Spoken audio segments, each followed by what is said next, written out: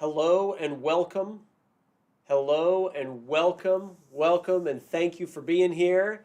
And welcome to another episode of the Empowered Immigrant Live. My name is Otis Landerholm, and I'm the founding attorney here at Landerholm Immigration A.P.C., where we fight for your American dream. Today, our theme is complex citizenship. And really, we're talking about the difference between the N400 and the N600 today. Sometimes we get this question, hey, lawyer, what's the right form for me to request my citizenship? And so we'll talk about that on our episode today. So remember, the Empowered Immigrant Live is here to train, teach, inspire, and empower immigrants to make the most out of immigration laws and to make the most out of their lives. All right? So today our theme, as I mentioned, is citizenship, and we're talking about the N400 versus the N600. And do you want to become a citizen this year? All right? Or do you want to become a green card holder this year? Or do you want to at least figure out what your options are or come out of the shadows or at least, figure out what your records are or do something to move your immigration case, to move your life forward? Because if so, I'd love to help you. All right? My firm is on a mission to win 10,000 immigration cases by 2035. We would love for your case to be one of them. And so if we can help you file for citizenship right now, hey, we'd love to do it. Or if you have any need for help on your immigration situation, we'd love to help you. Okay? It's as easy as picking up the phone, dialing our number, and we can get you set up for a consultation and help you go through the process. Okay? So, moving into the topic, which is citizenship. As I'm talking, if you have questions, submit your questions. All right, I'd love to answer them. I'll do my best to answer them right here, right now, live. And as we get into it, one of the most fun things for my firm to do and for immigration lawyers to do is to help green card holders become U.S. citizens. We create new citizens. And our citizenship cases are moving along quickly right now. And so if you have a green card, if you've had it for more than 5 years, or 3 years if you're married to a U.S. citizen, if you'd like to explore your options about citizenship, hey, give us a call. We'd love to help you. So who is eligible to naturalize, and what is naturalization? All right, so I'm going to go through the 8 key requirements to naturalize to become a U.S. citizen. Requirement number 1 is you have to have a valid green card for 5 years. All right, or 3 years if you're living in marital union with a U.S. citizen, if your spouse is a U.S. citizen and you live together. Okay? Second requirement is your green card must have been lawfully gotten. Third is you have to be over 18. Fourth is you have to be a person of quote-unquote good moral character. No serious convictions. You have to be paying your taxes, things like that. No missing payments of alimony or child support that are court ordered, things like that. Got to comply with court orders. That's requirement number 4. Requirement number 5 is you have to show physical presence, which there's actually several pieces of that. But the main question I like to ask is, have you ever left the U.S. for any period longer than 6 months? Because if so, you got to talk that through and do the math, right? Sometimes you have to wait a certain period before you can file, depending on any long exits.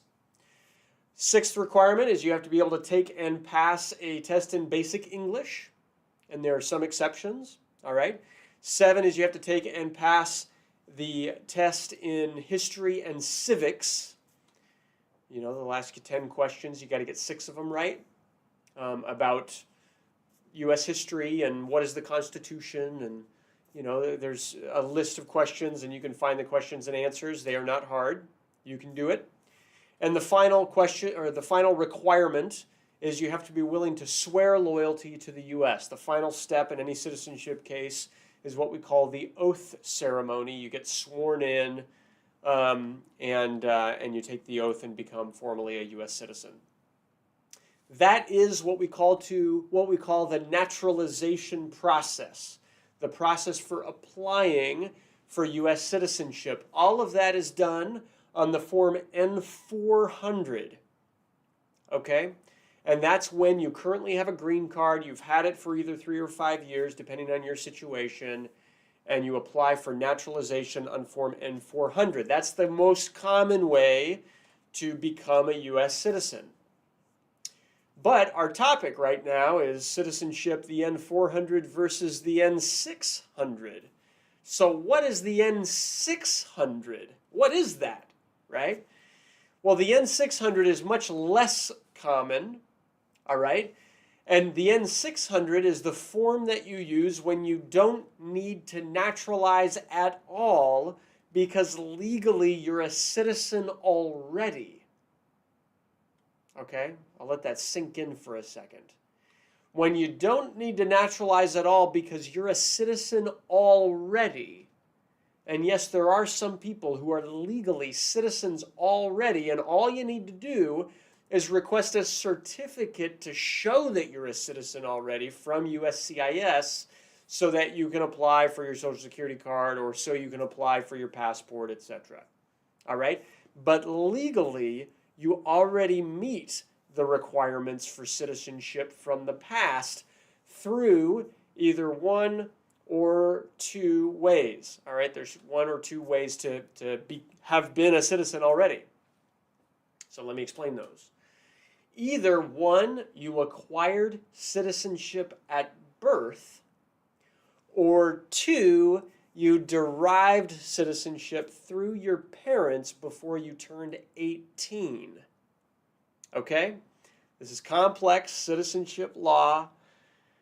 If you're applying for the N600, then you have to have either acquired citizenship at birth or you have derived U.S. citizenship through your parents before turning 18. Okay? Now, let's go through each of those briefly. Acquisition. Who acquires their citizenship at birth? All right?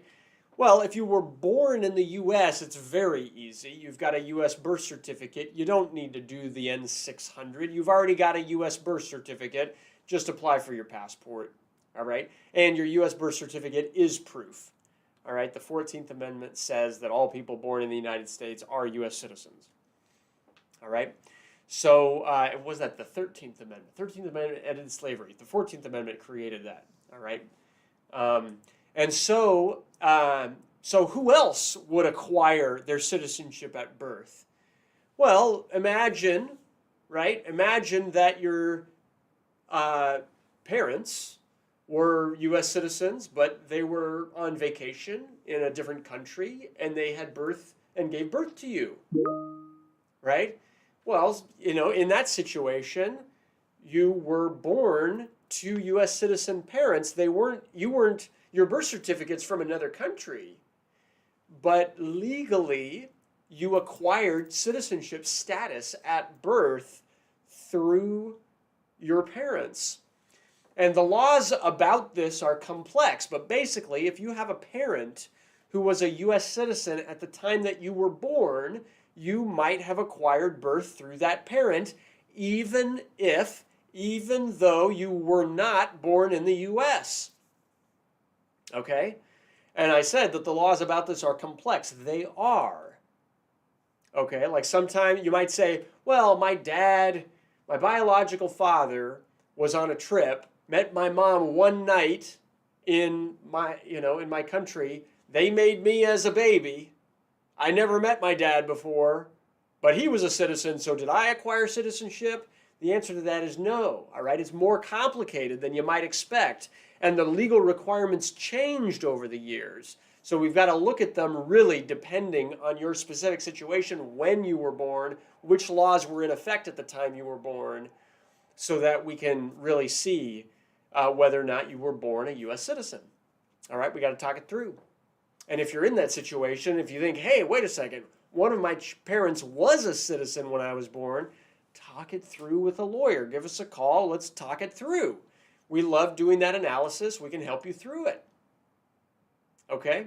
All right, so that's acquisition of citizenship. All right, if you were a citizen at birth because of the citizenship of one or both of your parents.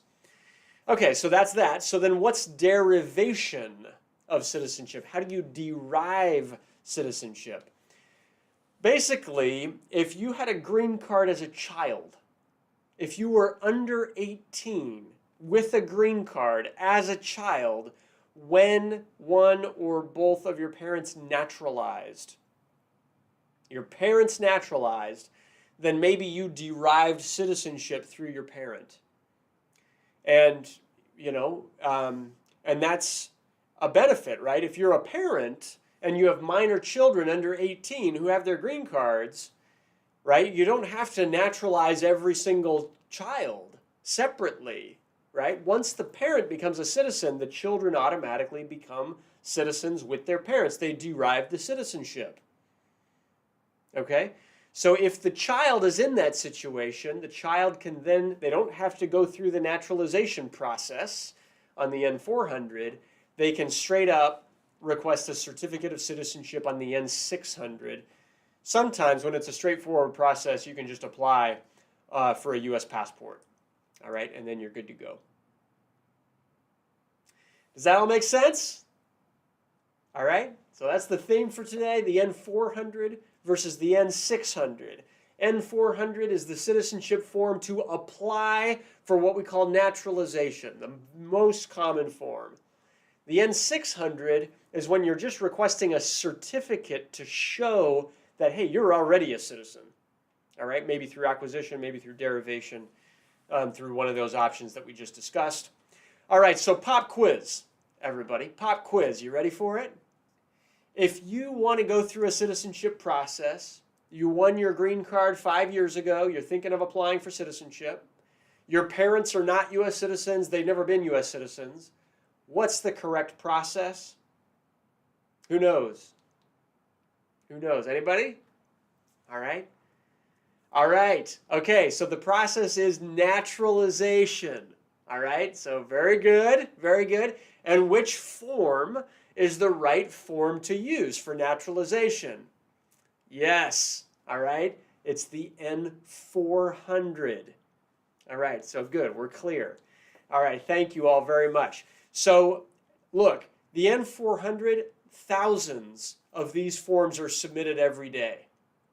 Okay, it's a super common request. It's something my office handles very, very frequently.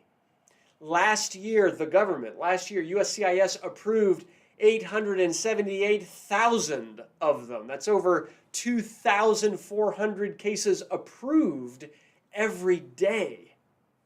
2,000 cases, new citizens every day. All right, that's the naturalization process. If you're in that situation, hey, well, I'd love to help you. Right now, citizenship is taking 8 months or quicker in many cases, all right? And so it's like, if you've got a citizenship case, I'd love to help you with it. Give us a call. We're here to help. We'd love to help, okay? So if you have questions, hey, please submit them. I'd love to answer your questions. Let me see here.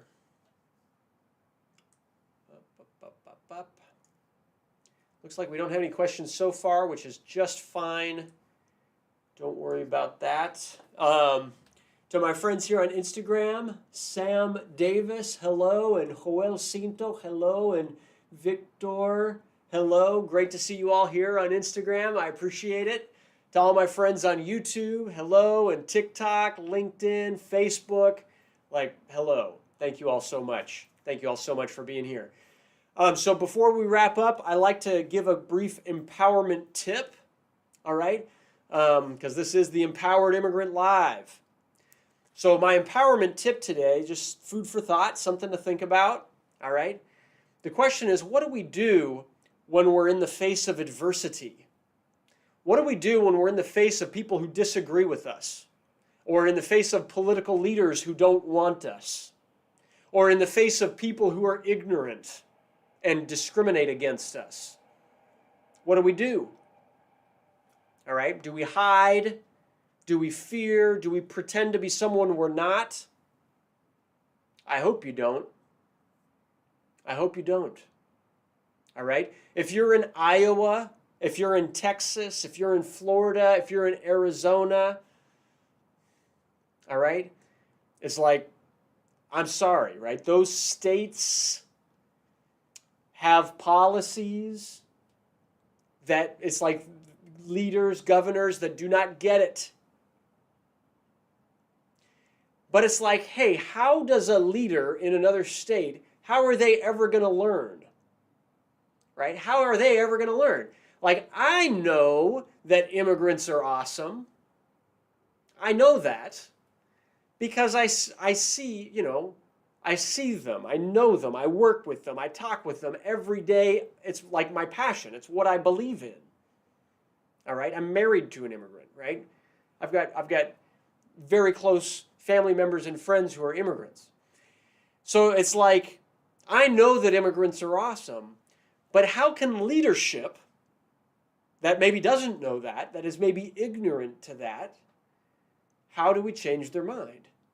How do they ever come to realize that immigrants are in fact awesome if immigrants around them are hiding it? Right?